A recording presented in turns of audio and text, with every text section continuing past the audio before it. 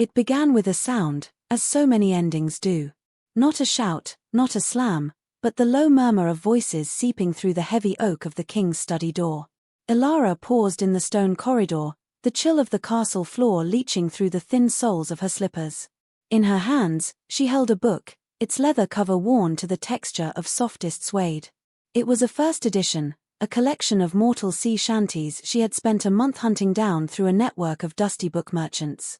A foolish, sentimental gift for a man who had seen empires rise from dust and crumble back into it, but it was a piece of her, a piece of the life she'd had before, and she had wanted to share it with him. Hope was a delicate, foolish thing, a wildflower pushing its way through cracks in a fortress wall. For 6 months, she had been that wildflower. The human consort of Casimir, the vampire king, a creature of midnight and marble, whose heart had not beaten in 1,000 years. She had tried to bring warmth into his world of cold stone and colder eternity. She filled the halls with flowers, convinced the cooks to try spices from her homeland, and read to him by the firelight, her living voice a stark counterpoint to the silent, ancient stillness of his existence. She had thought, with the breathtaking arrogance of the loved, that she was making a difference. That her light was not being swallowed by his dark, but illuminating it. Tonight, the corridor was darker than usual, the sconces sputtering low. The voices from within the study were relaxed, unguarded. She recognized them all. Casimir's, a deep baritone that could command armies or, in quieter moments, feel like velvet against her skin. And his brothers, Lucian and Valerus, the two halves of his immortal shadow.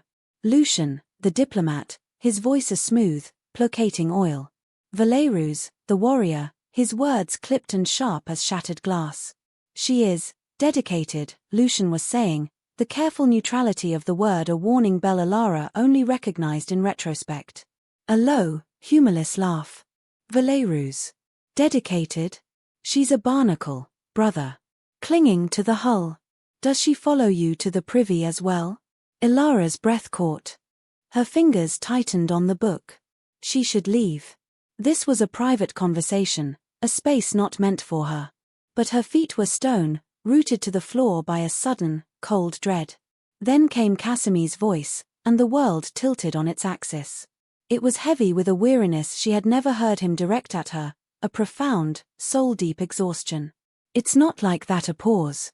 The silence stretched, filled with the unspoken things she was now desperate not to hear. It's more. It's the constancy of it. She's everywhere.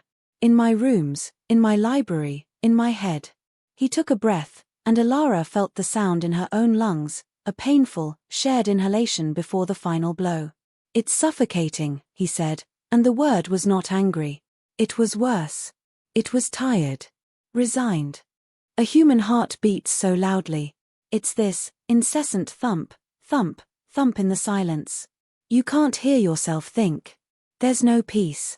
I have an eternity of quiet, and she's filled it with noise. With feeling. Valerus snorted. The affliction of a mortal wife. They feel. Constantly. And they want you to feel with them. A dreadful business. She means well, Lucian murmured, ever the peacemaker. She is only trying to connect. Her world is so small, so fleeting. She sees you as its center. I don't want to be her center. Casimir's voice was almost a whisper, raw and stripped of all its royal authority. It was the voice of a man confessing a secret shame. I just want a little space. A little silence. The way it was before. The way it was before her. The book in Ilara's hands suddenly felt impossibly heavy, a tome of her own foolishness. Each sea shanty, each tale of fleeting mortal life, was an indictment. She had thought she was offering him a window into her world, but he saw it as an invasion. Her love, her attention, her very heartbeat, they were not a gift, but a burden. A noise polluting his precious silence. Suffocating.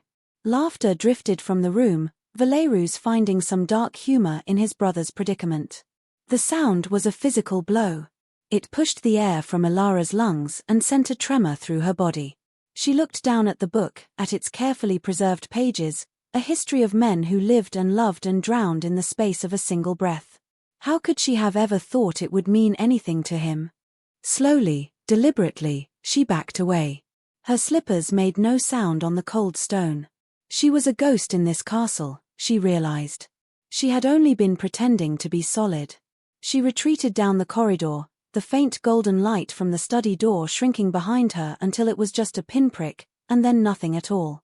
She walked through the echoing halls of the life she thought she was building, and for the first time, she heard the silence Casimir craved. It was vast, and cold, and absolute. And in it, the frantic, foolish beating of her own heart was the only sound she could hear. It was, she thought with a sudden, searing clarity, obscenely loud. The next morning, Casimir woke to an unfamiliar quiet. 4 months, his re-entry into the waking world had been softened by Alara's presence. It was a ritual he had come to expect, a gentle buffer against the harsh stillness of his own nature. There would be the scent of the herbal tea she favored, a grassy, living smell that clung to the heavy velvet curtains. There would be a sliver of morning light she'd allowed past the blackout drapes, a single, defiant sunbeam cutting through the gloom he'd inhabited for centuries.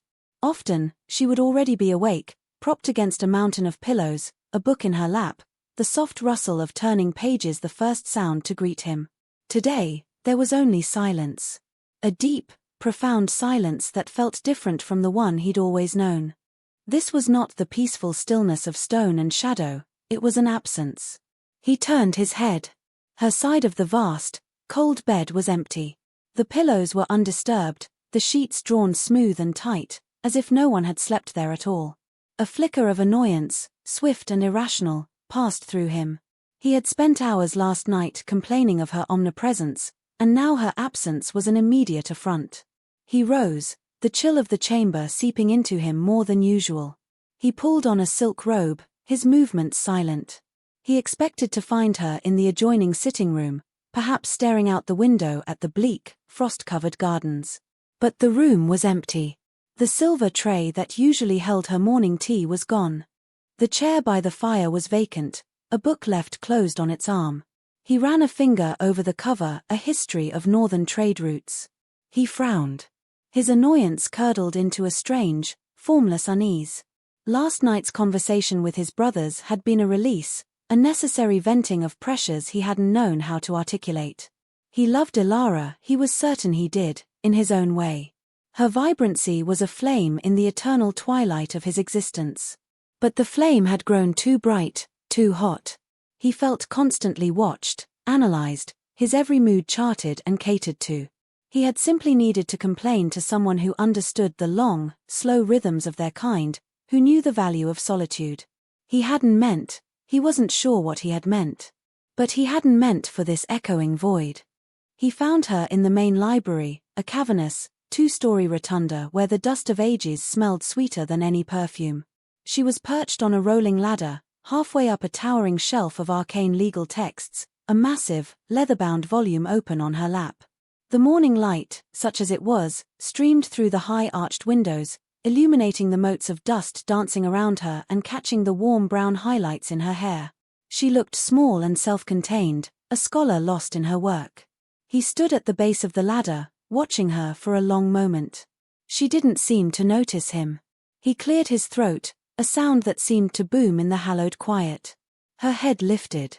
Her eyes, usually so quick to light with warmth and recognition when they saw him, were calm, neutral. She looked down at him as one might look at a servant who had entered the room. "Good morning," she said, her voice even and polite. "Good morning," he replied, the unease tightening in his chest. "You were not in our rooms." It was a statement, but it sounded like an accusation. "No," she agreed simply. "I rose early. I wanted to consult this text on pre-unification maritime law." She gestured to the book in her lap. There was no apology, no soft explanation that she hadn't wanted to wake him. Just a fact. I see he waited for more. For her to close the book, to smile, to ask about his night, to descend the ladder and bridge the distance between them. She did none of these things. She merely held his gaze, her expression one of mild, patient inquiry. It was the look one gave a stranger who had interrupted them. The silence stretched. He could hear the faint whisper of the pages as a draft moved through the library. He could hear the distant, rhythmic ticking of the great clock in the main hall. He could not, from this distance, hear her heartbeat. Finally, he spoke again, his voice stiffer than he intended. "Will you be joining me to break the fast?" She blinked, as if considering the request. "Thank you for the offer, but I've already eaten. I had a tray sent up here. I have a great deal of reading to get through today." She gave him a small, perfectly courteous smile. It didn't reach her eyes. Her eyes were like polished stones, smooth and unreadable. He felt a surge of frustration so sharp it was almost painful. This was childish. A piquet. He had been neglectful last night, closeted with his brothers, and now she was punishing him with this cold shoulder. He could handle that. He could outwait any mortal sulk. "As you wish," he said, the words clipped. He turned to leave, but paused at the threshold of the library, compelled to look back one last time. She was already bent over her book again, her focus absolute, as if he had already dissolved into the shadows. As if he had never been there at all. It was then that a new thought, cold and sharp as an icicle, pierced his denial. This didn't feel like a sulk. A sulk was an emotional plea, a demand for attention. This was something else entirely. This was a withdrawal. A closing of a door he hadn't even realized was open. And as he stood there, shrouded in the gloom of the hallway, looking at the woman who was suddenly a stranger, he felt the first true tremor of regret. He had asked for space. He had complained about the noise. Now, the silence she had left in her wake was the loudest thing he had ever heard. The retreat was a masterpiece of quiet efficiency. Ilara did not stage a dramatic exit, did not pack her bags in a flurry of tears and slammed doors. She simply erased herself from his life with the precision of a master cartographer redrawing a map. On the second day, she approached Casimir in the throne room, where he was holding audience. She waited patiently until the last petitioner had bowed his way out, her posture poised and respectful, every inch the perfect consort. "Your Majesty," she began, her voice clear and formal in the cavernous space. The title, which she had not used in private since their first month together, landed like a stone in the quiet room. Casimir, slouched in the heavy, dark wood of his throne, straightened. His obsidian eyes narrowed. "Ilara. There is no need for such formality." "I believe there is," she replied, her gaze steady. "I have come to request a change in my living arrangements. The Queen's suite in the East Wing has been unoccupied for some time. With your permission, I would like to move my belongings there." He stared at her, baffled. The Queen's suite. It was a magnificent set of rooms, larger even than his own, but it was on the opposite side of the castle. It was a political residence, a place for a consort who was a partner in statecraft, not in life. "For what purpose?" he asked, his voice dangerously low. "For the purpose of study," she said without blinking. "My duties as your consort require a deeper understanding of this kingdom's history, its laws, its alliances. To do so effectively, I require solitude and a dedicated space for my work. Our current arrangement, while pleasant, is not conducive to that level of concentration." Our current arrangement. She spoke of their shared life, their bed, the intimacy they had built, as if it were a poorly designed office space. The excuse was plausible, even admirable. It was also a complete and utter lie, and they both knew it. She was using the language of the court, the logic of duty, to build a wall between them, and she was doing it in plain sight.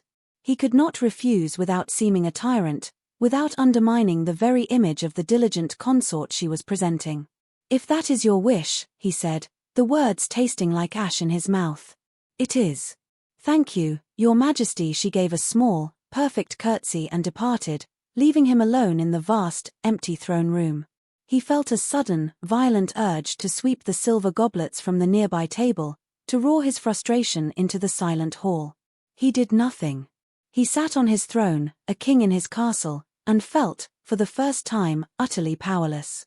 Within the hour, a quiet procession of servants, overseen by Ilara's lady's maid, began the transfer.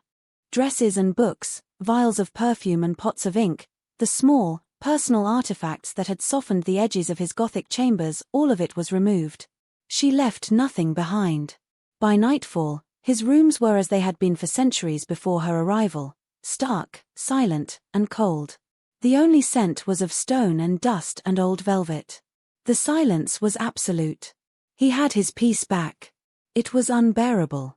Her days took on a new rhythm, one that no longer intersected with his. She rose with the dawn and took her breakfast in her new suite, a fortress of solitude. She spent hours in the library or the archives. She claimed a long-abandoned glass conservatory, and with the help of the castle gardeners, began the painstaking work of restoring it, filling it with soil and fragile seedlings. She was seen in the training yards, taking lessons in archery from the captain of the guard, her brow furrowed in concentration as she learned to notch an arrow, to draw the string, to release. She performed her public duties with a flawless grace that silenced any court gossip. At feasts, she was a charming and intelligent hostess. In council, when her presence was required, she was attentive and offered insights that were sharp and well-researched. She was the perfect queen in all but one respect: she was no longer his. In private, she was a ghost. They would pass in the halls, and she would incline her head with a serene, distant smile.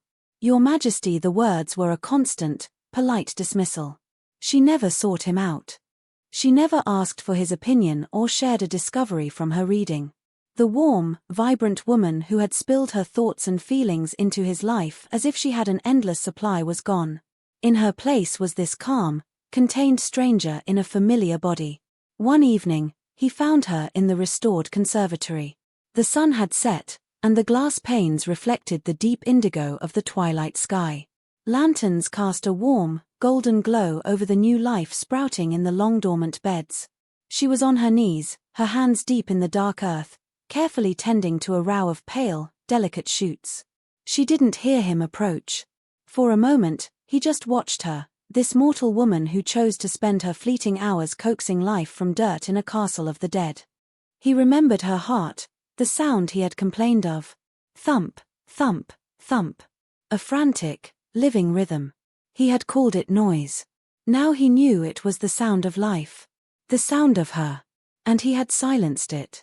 Not by stopping it, but by sending it so far away he could no longer hear it. He had asked for space, and she had given him an entire world of it.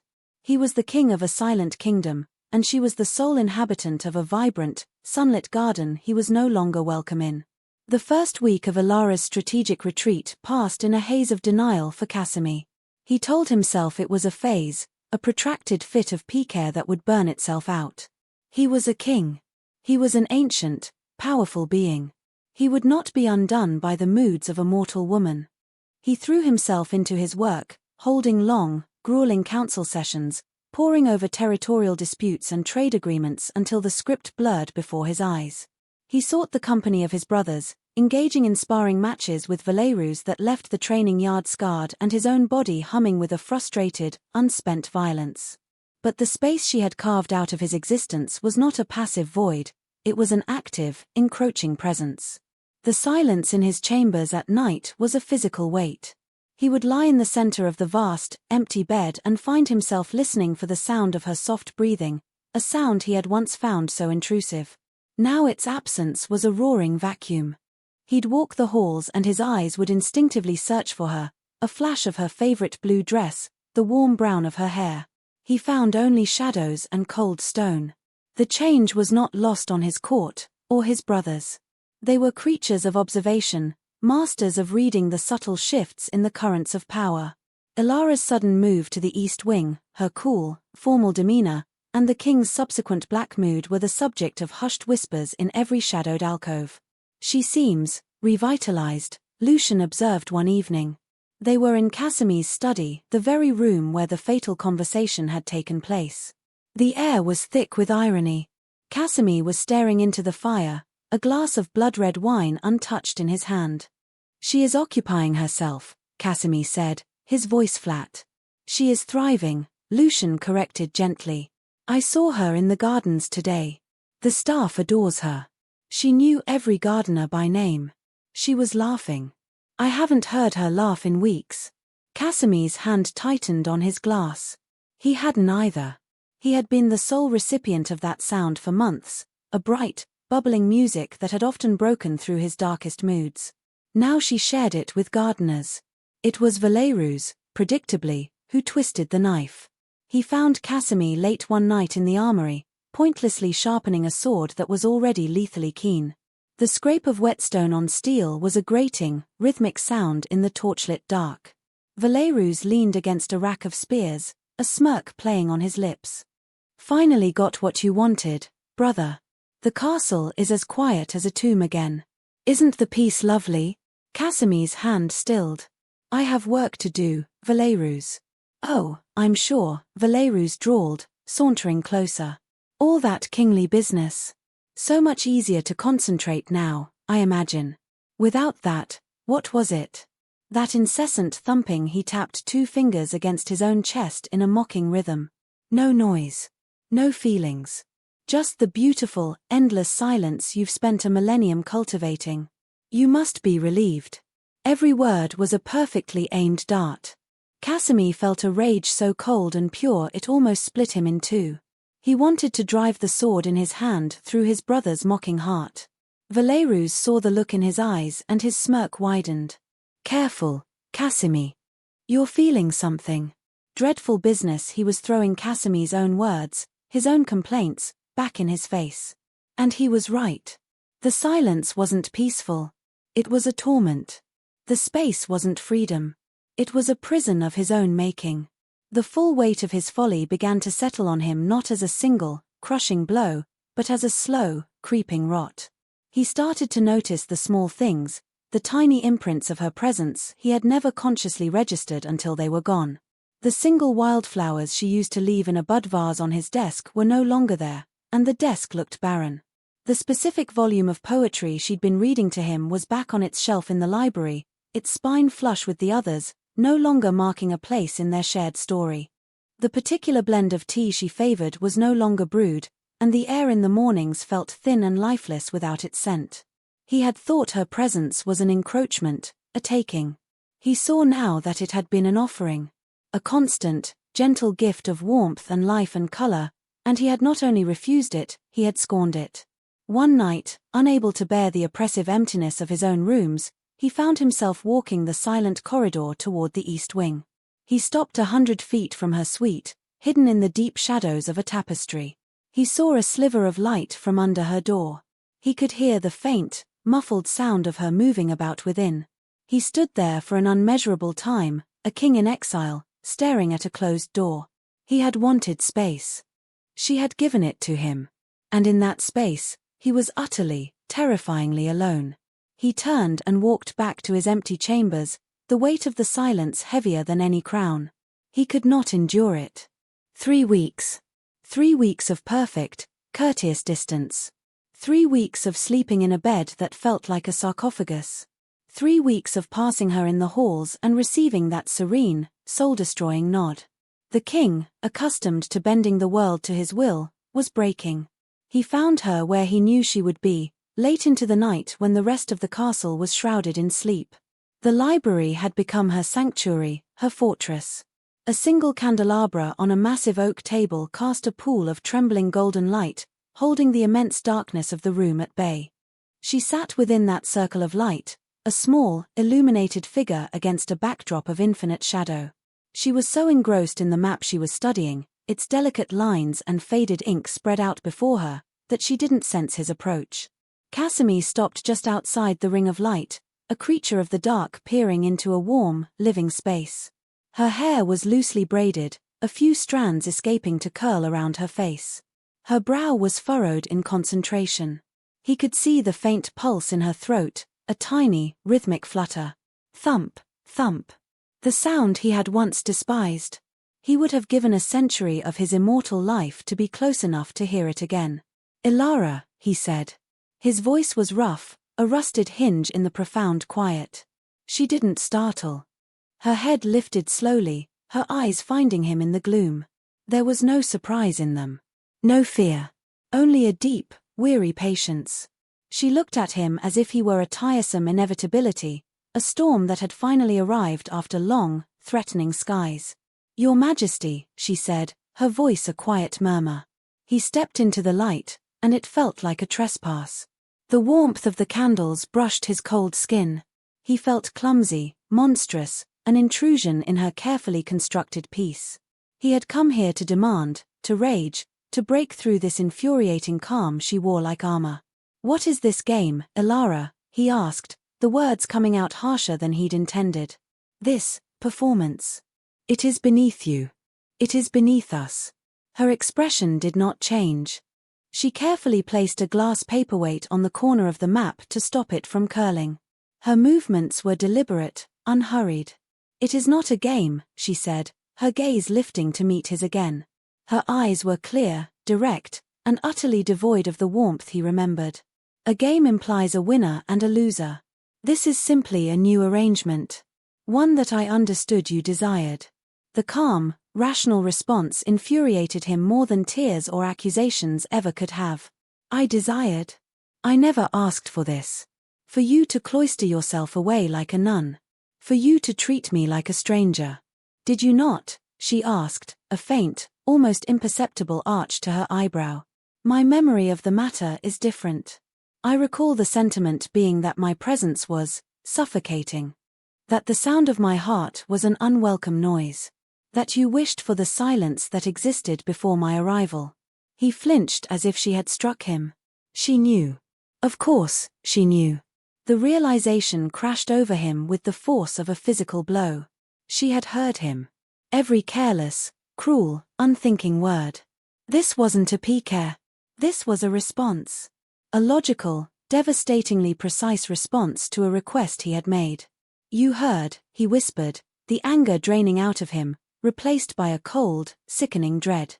"The walls of this castle are thick," she said, her voice still unnervingly even. But not always thick enough. It was an illuminating conversation. Shame, a hot, unfamiliar emotion, washed over him. He had no defense. He had no excuse. He had complained about her to his brothers like a spoiled boy complaining about a new toy that was too complicated. And she had heard. He took a step closer, his hand instinctively reaching for her, a gesture of appeal, of desperation. He needed to touch her, to feel the warmth of her skin, to anchor himself. "Ilara, I." She moved before his fingers could brush her arm. It wasn't a flinch or a recoil. It was a small, conscious, deliberate motion. She simply rose from her chair and took one step back, creating a space of about 2 feet between them. It might as well have been a mile. The air in that gap crackled with everything he had broken. His hand fell, empty, to his side. The rejection was absolute, silent, and complete. "You expressed a need for space, Your Majesty," she said, her voice soft, but edged with steel. "I am merely providing it. Is it not to your liking?" She was using his own words, his own selfish desires, as a shield. She was giving him exactly what he had asked for, and it was a punishment more exquisite than any torture he had ever conceived. He could not argue with her logic. He could not rage against her compliance. She had given him no emotion to fight, no anger to parry. She had simply agreed with him. He stood there, defeated, a king with no power, a predator with no prey. He was the most powerful being for 1,000 miles, and he was being held at bay by a mortal woman's stillness. "I see," he said, the words hollow. There was nothing else to say. He had been tried and found guilty, and his sentence was this unbearable quiet. He turned and walked away, out of her circle of light and back into the shadows that were his birthright. He did not look back. He felt her eyes on him, but he could not bear to see the look in them. Only when the sound of his footsteps had completely faded, when the vast library was once again silent, did Ilara's composure finally break. Her knees gave out, and she sank back into her chair, her hands gripping the edge of the table. A single, hot tear escaped and traced a path through the fine layer of dust on her cheek. She let it fall, a tiny, dark spot on the ancient map of a land she no longer recognized. Then she wiped her face, her hand trembling with the effort of holding herself together. She would not cry for him. She would not. She had work to do. The annual solstice gala was the pinnacle of the court's social calendar, a night of forced merriment and political maneuvering disguised as a celebration. Casimir had always despised it. The press of bodies, the cacophony of meaningless chatter, the cloying scent of wine and sweat and perfume. This year, it was a unique form of hell. He stood on the dais overlooking the grand ballroom, a glass of wine in his hand, a mask of regal indifference fixed on his face, and watched her. Ilara was a vision. She wore a gown of deep sapphire velvet that seemed to drink the light of the 1,000 candles flickering in the chandeliers. Her hair was swept up, adorned with small, star-like diamonds that glittered with every turn of her head. She was not standing by his side, a beautiful but silent accessory to his power. She was moving through the assembled throng, a celestial body with her own gravitational pull. He watched her speak with the grizzled, old count of the northern marches, a man notoriously difficult and taciturn. She was listening intently, her head tilted, and after a moment, the old count actually smiled, a rare cracking of his granite facade. He saw her in debate with the ambassador from the Summer Isles, their heads close together, gesturing to an imaginary map in the air between them.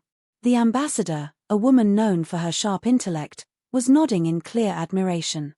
Ilara was not just surviving in his absence, she was commanding. The space he had forced upon her had become her stage. She had filled it not with pining or grief, but with intelligence, grace, and a quiet strength that drew others to her. The courtiers who had once seen her as the king's fragile human pet now saw her as a power in her own right. Then he saw the Duke of Albi. Young, handsome, with a swagger that came from new money and old blood, the Duke had been circling Ilara all evening. Now, he had finally cornered her near the French doors that led to the snow-covered balconies. He was leaning in close, his voice a low murmur, his eyes fixed on her face with an appreciative hunger that was unmistakable. He offered her his arm to lead her outside, into the cool, private darkness. And in that moment, Casimir felt something ugly and primal twist in his gut. It was a feeling so ancient and possessive it startled him with its intensity. Jealousy. Hot, black, and absolute. It was the feeling of a dragon watching a thief approach its hoard. He watched as Ilara gave the Duke a polite, yet firm, shake of her head. She disengaged from him with a practiced ease, turning to speak to a passing lady-in-waiting, leaving the Duke momentarily stranded. There was no flirtation, no encouragement. But it didn't matter. The sight of another man looking at her with such open desire, of him daring to believe he had a chance, ignited a cold fire in Casimir's veins. He had been a fool. An arrogant, blind fool. He had seen her only in relation to himself, the woman who slept in his bed, who warmed his chambers, who filled his silence. He had never truly seen her. The woman who could charm a door count, debate with a shrewd ambassador, and effortlessly deflect the advances of a handsome duke. He had not taken a consort. He had bound a queen to his side, and had been too stupid to realize it. He remembered his complaint, the words that now haunted his every waking moment. A human heart beats so loudly. He had thought of it as a flaw, a weakness, an intrusion. Now, watching her across the ballroom, so alive and vibrant and separate from him, he understood. Her beating heart was not noise. It was the source of her power. It was the engine of her warmth, her intelligence, her courage. It was everything he was not. The suffocating presence he had lamented, it hadn't been a cage of her making. It had been her choosing, every single day, to be near him.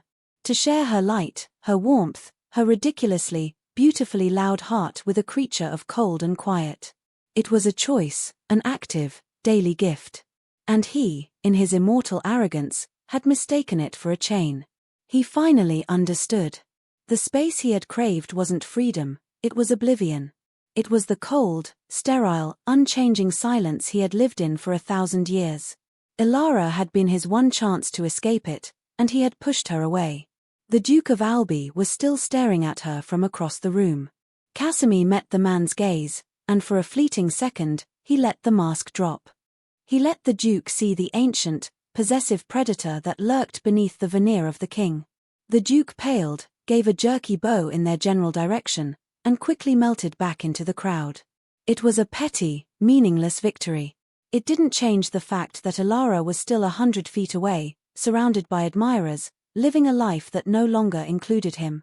He had banished the one sound in the universe that mattered, and the resulting silence was the sound of his own heart, if he still had one, breaking. The study was just as it had been on that first night. A fire crackled in the hearth, casting dancing shadows on the book-lined walls. The air was thick with the scent of old paper and wood smoke. The only difference was Casimir himself. He was not the relaxed, complaining king.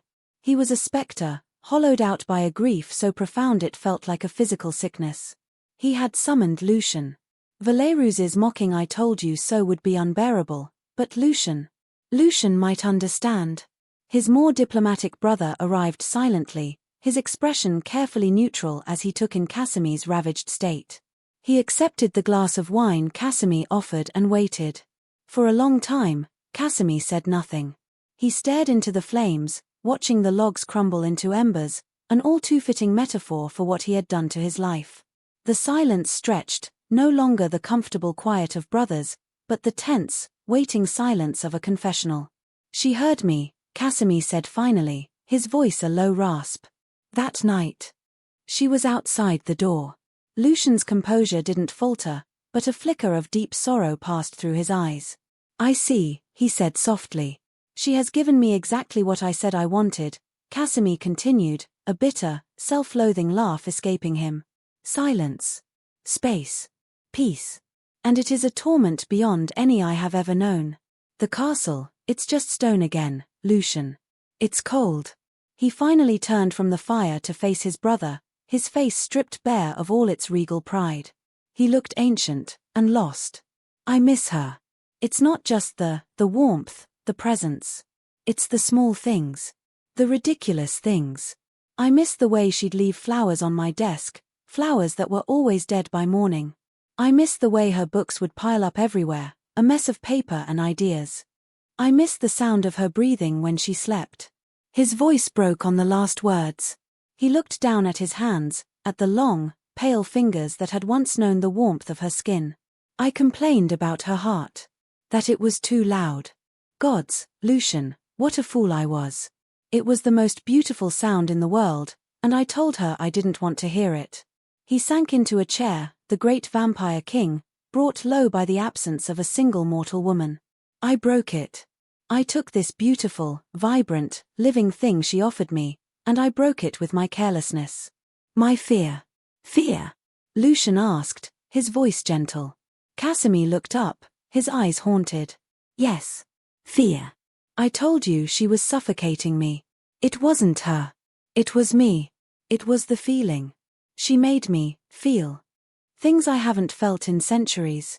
Vulnerability. A need for someone else. It terrified me. It was easier to call it an annoyance, to push her away, than to admit that a fleeting, mortal woman had become the anchor of my entire existence. I spoke out of fear, and I destroyed everything." He buried his face in his hands. "What do I do? How do I fix this?" Lucian was quiet for a moment, letting his brother's raw, painful confession fill the room. He walked over to the fireplace, his own reflection a dark shape in the glass of a picture frame. "You cannot command her forgiveness, Casimir. You cannot demand her return. You threw her love back in her face and called it a nuisance. The wound is deep." He turned back, his expression serious. "You must do what you have not done since you were a boy. You must be humble. You must be patient. And you must be prepared for it to fail." "What do I do?" Casimir repeated, his voice muffled by his hands. "You tell her," Lucian said, his voice firm but kind. "Not what you want from her. You tell her what you told me. The truth. You tell her you were a fool. You tell her you were afraid. You don't make excuses. You apologize. Not as a king, but as the man who hurt her." He came and stood before his brother's chair. "And you must show her. Words are wind. She will not trust yours now. You must show her that you have changed. That you see her, truly see her, for who she is." Lucian paused, his final words landing with quiet finality in the still room. "And you must be prepared for her to not believe you. Or worse, to no longer care. You asked for space. She may have decided she likes it." The words were a cold spike of terror in Casimir's chest. The thought that she might be happier now, in her quiet, ordered world without him, it was a pain sharper than any blade. But Lucian was right. He had to try. He owed her that. He had to venture into the cold, silent space he had created and see if there was anything left to salvage from the wreckage. The gestures began subtly, like the first, tentative rays of a dawn that might never break. Casimir did not storm her new suite or demand an audience. He had learned, through pain, that his power and position were useless here. This was not a battle to be won with force, but a pilgrimage to be made on his knees. A week after his confession to Lucian, Ilara woke to find something on the floor just outside her door. It was a single, perfect flower. A moon petal, its petals the color of fresh cream, so delicate they were almost translucent. It was a notoriously difficult bloom to cultivate, one that only opened its face to the full moon and withered by sunrise. She had spent weeks in the conservatory, trying to coax a pot of stubborn seedlings to life, with no success. This one was flawless, its stem resting on a bed of damp moss to keep it alive. There was no note. No grand declaration. Just the flower. An apology in botanical form. A quiet acknowledgement of her passions, of the world she was building for herself. She hesitated, her hand hovering over it, then quickly brought it inside, her heart giving a painful, traitorous lurch. A few days later, as she worked in the archives, a servant arrived with a silver tray. On it was a steaming pot of her favorite jasmine tea and a small plate of honey cakes, just the way she liked them. She hadn't requested it. When she looked at the young servant girl in confusion, the girl just dipped her head and murmured, "From the king's kitchens, my lady. He commanded it be brought to you." He was remembering. He was paying attention to the small details of her comfort, the things he had once taken for granted. She drank the tea, and it tasted of a fragile, terrifying hope. The most significant gesture came during a meeting of the small council. They were debating a border dispute with the hill tribes of the north, a complex issue involving ancient grazing rights and new trade routes. Ilara, who had been studying the region's cartography, pointed out a discrepancy in the maps being presented by Lord Vorlag, a belligerent, old-guard noble who viewed her presence on the council as an affront. "If you look at the maps from the Third Dynasty, my lord," she began, her voice calm and clear, "you will see the river's course was significantly different. The lands you claim as baronial were, in fact, designated as common pasture. Your claim is based on a map that is 500 years out of date." Lord Vorlag's face purpled. "We are not here to be lectured on geography by a foreigner," he sneered, the insult hanging in the air. "This is a matter for warriors and statesmen, not for librarians." The room went silent. Every eye turned to Casimir, seated at the head of the table. In the past, he might have let the comment slide, or offered a mild, dismissive rebuke. Instead, a stillness fell over him, a concentration of power so intense it felt like the temperature in the room had dropped by 10 degrees. He did not raise his voice. He didn't have to. He fixed his gaze on Lord Vorlag, and his eyes were chips of obsidian. "Lord Vorlag," he said, his voice a low, lethal whisper. "The Lady Ilara's counsel was sought, and it is valued. You will show her the respect her station, and her intellect, demand. Or you will be excused from this council permanently. Do you understand me?" The threat was absolute. Vorlag, who had faced down armies, shrank in his seat, a flush of fear replacing his anger. "Yes, your majesty. My apologies, my lady." Casimir then turned his gaze to her. It was not a look of possession, but of support. A silent, public declaration. "I see you. I value you." He then nodded to her, a small, almost imperceptible gesture of deference. "Please, Ilara. Continue." She did, her voice faltering only for a second before she regained her composure. But inside, her carefully constructed walls were trembling. He hadn't just defended her honor, he had validated her contribution. He had used his power not to control her, but to lift her up. It was a profound shift, a change so fundamental it frightened her. She was wary. Her heart had been broken by his carelessness, and it was a fragile, guarded thing now. But she was also fair. She saw the effort. Each gesture was a stone laid carefully on a path back to her. A flower. A cup of tea. A public defense. He wasn't telling her he had changed. He was showing her. And against her will, against her better judgment, she found herself taking a tentative step onto that path, wondering where it might lead. He found her in the place that was most truly hers. The old painting studio in the West Tower had been her latest project, a space she had claimed from dust and disuse. It was a glorious mess. Canvases in various states of completion were propped against the walls, some covered in charcoal sketches of the castle's Gothic architecture, others in vibrant, abstract whirls of color. The air smelled of turpentine and linseed oil, a sharp, clean scent of creation. Jars bristling with brushes stood on every surface, and splatters of paint adorned the floorboards like fallen autumn leaves. She was standing before a large, unfinished canvas, a streak of ultramarine blue on her cheek, her expression one of fierce concentration. Casimir did not enter. He stood at the threshold, the arched stone doorway framing him like a figure in a portrait. This was her world, her space, and he was an outsider. He had learned that much. He waited, silent, until she sensed his presence and turned. Her eyes widened slightly in surprise. Her first instinct was to put down her brush, to wipe the paint from her cheek, to become the poised consort once more. She resisted it. This was her space. He would take her as she was, or not at all. "Your Majesty," she said, her voice neutral, but she did not curtsy. He took a half step into the room, his eyes scanning the vibrant chaos. He looked from her paint-stained fingers to the half-finished world on the canvas. He looked tired, she thought. Older than eternity. The arrogance was gone, replaced by a deep, hollowed-out vulnerability that was more disarming than any show of power. "Ilara," he began, his voice quiet, hesitant. "May I speak with you?"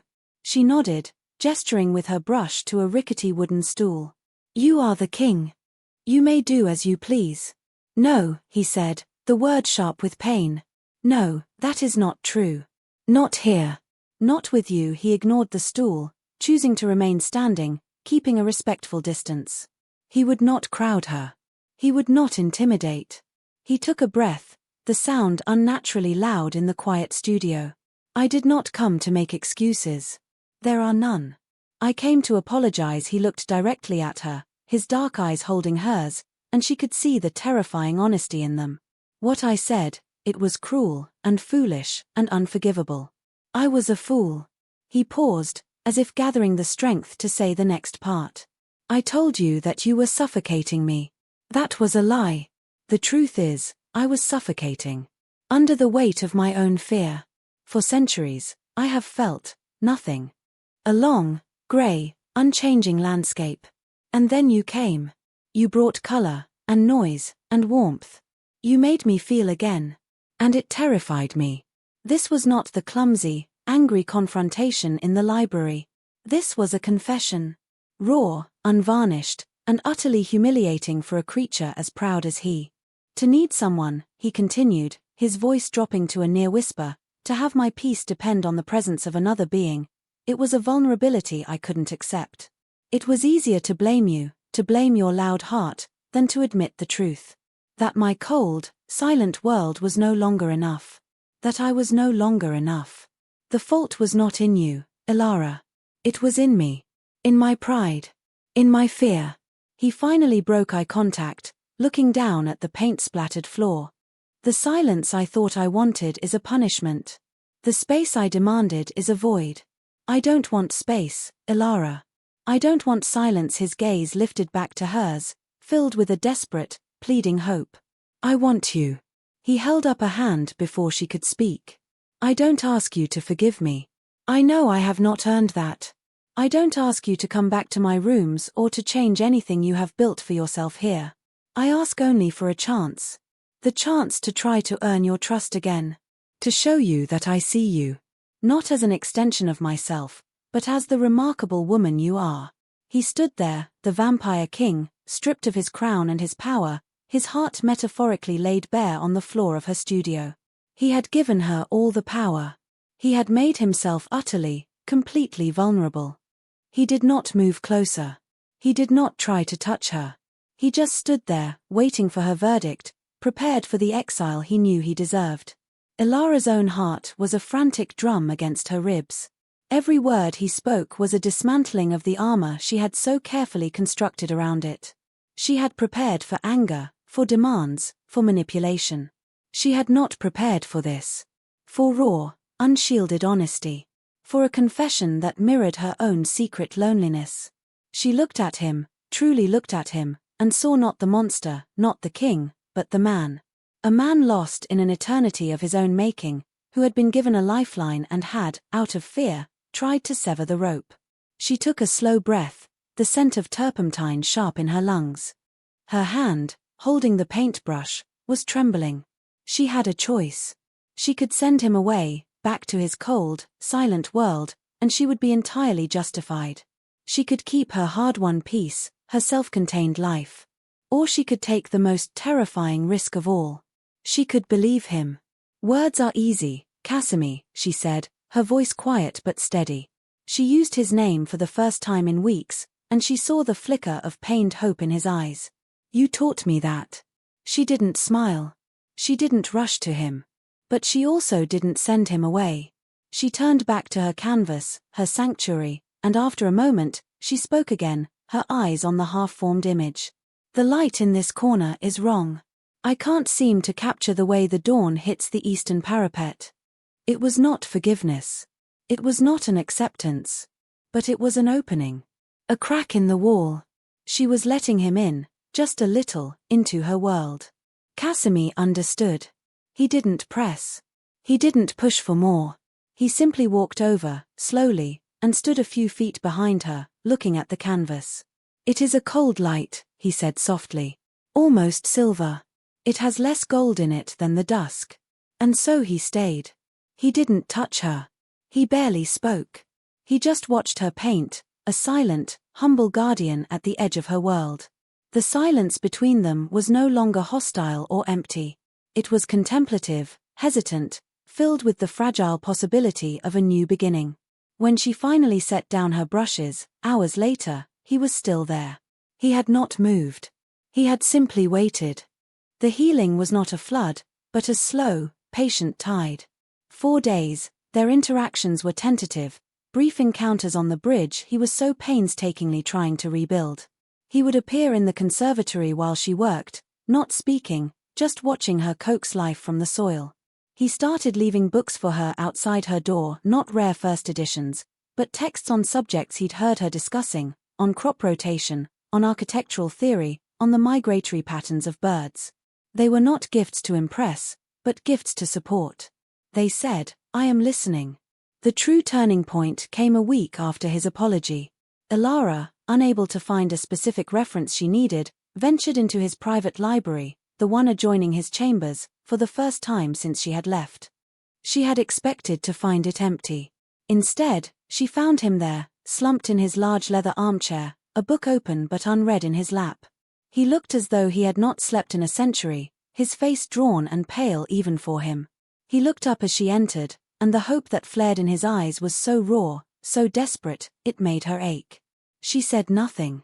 She walked to the shelf, her back to him, her own heart hammering against her ribs. She felt his gaze on her, a physical weight, but it was not the gaze of a predator or a king. It was the gaze of a penitent. She found her book, but instead of leaving, she hesitated. Taking a deep breath, she walked to the small table beside his chair. Weeks ago, it had held a vase of her wilting flowers. Now it was bare.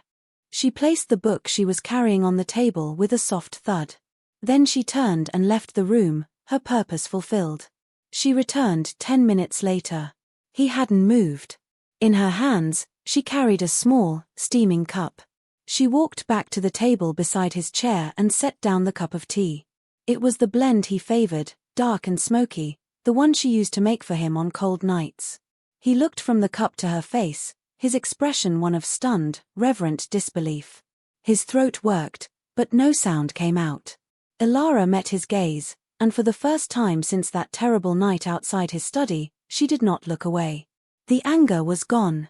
The hurt was still there, a tender bruise beneath the surface, but it was overlaid with something new, something fragile and brave.